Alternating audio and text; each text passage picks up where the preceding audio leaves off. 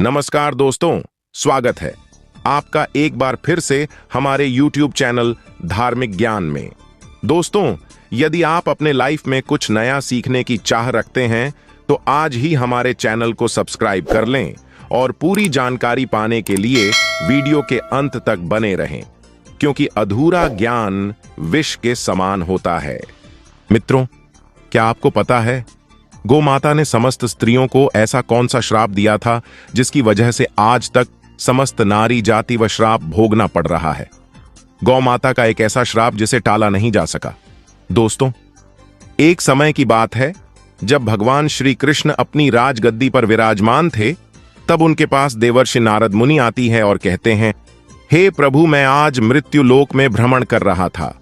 तभी एक स्त्री ने पूछा कि पहले स्त्रियों के बच्चे होते थे तो वह पैदा होते ही चलने लगते थे, परंतु अब ऐसा नहीं है। यह क्यों प्रभु? कृपया मुझे इस प्रश्न का उत्तर बताएं।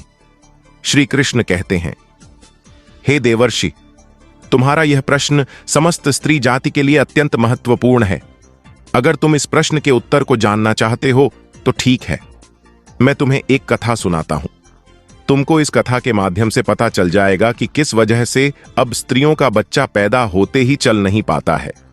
तब देवर्षि नारद कहती हैं कि प्रभु, मैं इस कथा को पूरा सुनूंगी। कृपया आप कथा को सुनाएं। दोस्तों, अगर आप भी जानना चाहते हैं कि इस प्रश्न का उत्तर क्या है तो मित्रों, वीडियो को आखिरी तक जरूर देखें और वीडियो को लाइक अवश्य करिएगा। तो मित्रों, श्री कृष्ण कहते हैं, हे देवर्ष, एक नगर में एक रामचंद्र नामक व्यक्ति रहता था। रामचंद्र एक स्वार्थी व्यक्ति था। रामचंद्र के पास में एक गाय थी। वह गाय दूध देती थी और रामचंद्र उस गाय को हरा भरा चारा खिलाकर उसका दूध निकाल करके उस दूध का बिक्री किया करता था। रामचंद्र गाय का दूध खुद भी पीता था और अपने परिवार वालों को भी पिलाता था। गाय के दूध की वजह से ही रामचंद्र अपने घर की दिनचर्या चलाता था। रामचंद्र का समय इसी तरह से व्यतीत हो रहा था। कुछ दिनों के बाद एक समय ऐसा आया कि जब रामचंद्र को गाय ने दूध देना बंद कर दिया। जैसे ही गाय ने दूध देना बंद कर दिया तो इधर रामचंद्र ने उस गाय को चारा डालना बंद कर दिया। और एक दिन ऐसा आ गया कि उस दिन रामचंद्र ने गाय को बहुत मारा पीटा और उसने उस गाय को घर से ले जाकर जंगल में छोड़ दिया। अब वह गाय बेचारी अकेली पड़ गई। बेचारी अकेली जंगल में इधर उधर घूमती फिरती है और एक दिन जंगल में बने एक मंदिर के पास में पहुंचती है और भगवान से विनती करते हुए कहती हैं, हे भगवान, मैं आपसे यह नीति करती हूं कि हमें गाय की योनि में डालकर कितना गलत काम किया है। श्री कृष्ण कहते हैं, ही देवर्षि। वह गाय कहती है, देखिए, जो आपकी 84 लाख योनियों में सर्वश्रेष्ठ योनि मानव की है, वह कितना पाप और कितना दुष्कर्म करता है। वह गाय आगे कहती हैं, जब तक मैं दूध देती रही तब तक उस व्यक्ति ने मुझे अपने घर पर रखा, हरा भरा चारा खिलाया।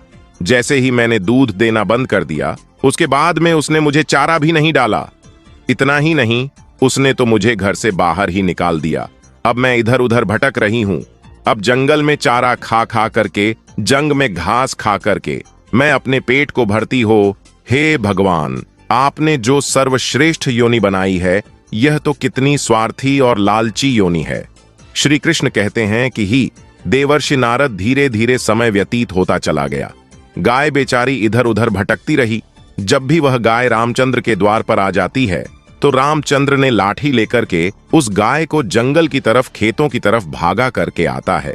श्री कृष्ण कहते हैं, ही देवश्री, धीरे धीरे जब वह गाय एक दिन गर्भवती हो जाती है तो अब जैसे ही 3-4 महीने का गर्भ हुआ है तो उसी जंगल से एक स्त्री गुजर रही थी। उस स्त्री ने जैसे ही उस गाय को देखा, उसने मन में सोचा कि यह गाय तो गर्भवती है। मैं एक काम करती है, इस गाय को मैं पाल लेती हूं। जब इसका बच्चा हो जाएगा तो यही जाए मुझे दूध देने लगेगी। तब मैं इसका दूध खुद भी होंगी और साथ ही अपने परिवार वालों को भी पिलागी और बिक्री भी करूंगी। लेकिन जैसे ही वह स्त्री उस गाय को पकड़ने के लिए अपने पति को बुलाने के लिए जाती है और जब तक उसका पति वहां पर आता है तब तक वह गाय वहां से चली जाती है। धीरे धीरे और समय व्यतीत होता गया। श्री कृष्ण कहते हैं, हे देवर्षि, जब उस गाय के प्रसव का समय नजदीक आ गया तब वह एकांत जंगल में सुरक्षित जगह पर जाकर के उस गाय ने एक बछड़े को जन्म दिया।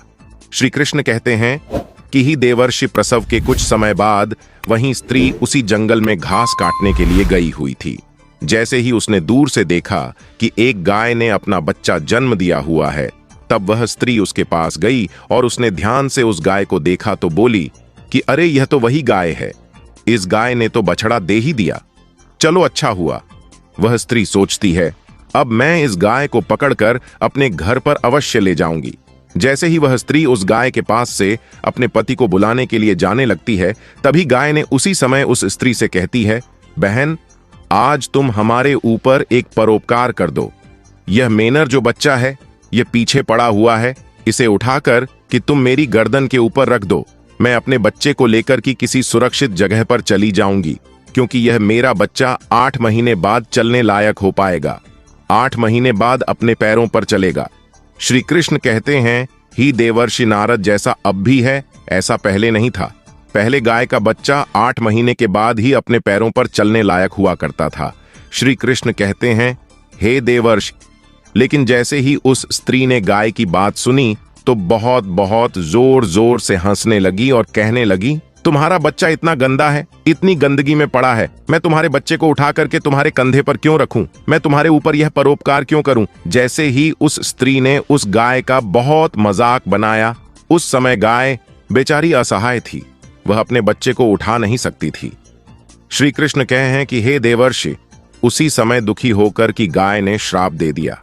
उसने श्राप देते हुए कहा कि जाओ, आज तुम्हारा बच्चा जन्म लेने के बाद तुरंत चलने लगता है, लेकिन आज मैं श्राप देती हूं, तुम्हारा बच्चा जन्म लेने की 10 महीने बाद ही अपने पैरों पर चलने लायक होगा, और जो यह मेरा बच्चा आज चल नहीं पा रहा है और यह आज के बाद पैदा होते ही बहुत जल्द अपने पैरों पर चलने लायक हो जाएगा।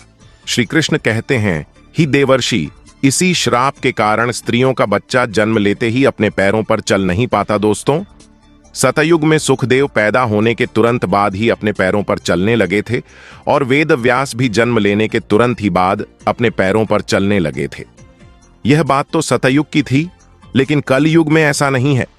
कलयुग में बच्चे को अपने पैरों पर चलने के लिए कम से कम 9 से 10 महीने लग जाते। इसका कारण यही है क्योंकि गाय ने समस्त स्त्री जाति को श्राप दे दिया था। उसी दिन से समस्त स्त्रियों की जो बच्चे पैदा होते ही चलने लग जाते थे, उनकी प्रक्रिया वहीं पर रुक गई। गाय के श्राप के कारण ही स्त्री का बच्चा 910 महीने बाद ही चलने लायक, अपने पैरों पर खड़े होने लायक बन पाता है और गाय का बच्चा उसी दिन से अपने पैरों पर चलने लायक हो जाता है। इसीलिए किसी की आत्मा को कष्ट नहीं देना चाहिए और यही सनातन धर्म का सबसे बड़ा धर्म है।